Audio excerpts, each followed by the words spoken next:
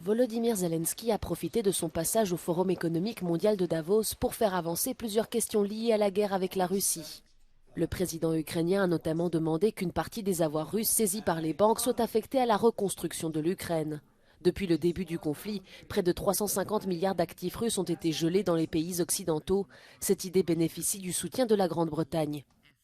The way to think about it is we've already frozen those assets. The question is, what should we do next? And I think there's a legal argument, a moral argument, and a political argument.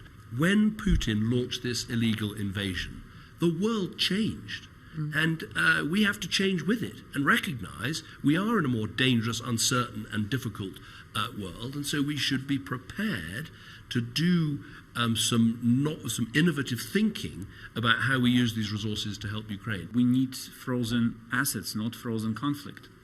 This is the way forward. This is the way forward to send a clear message to everyone in the world that if you dare to break rules, you're going to pay.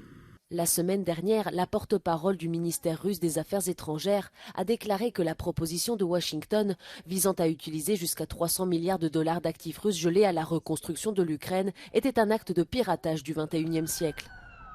Pour continuer ses opérations sur le front, maintenir l'économie à flot et reconstruire les infrastructures détruites, Kiev estime avoir besoin d'au moins 1000 milliards de dollars. Mais le transfert d'argent russe confisqué inquiète les banquiers européens. Cet acte pourrait créer un précédent juridique difficile qui pourrait compromettre la stabilité financière mondiale.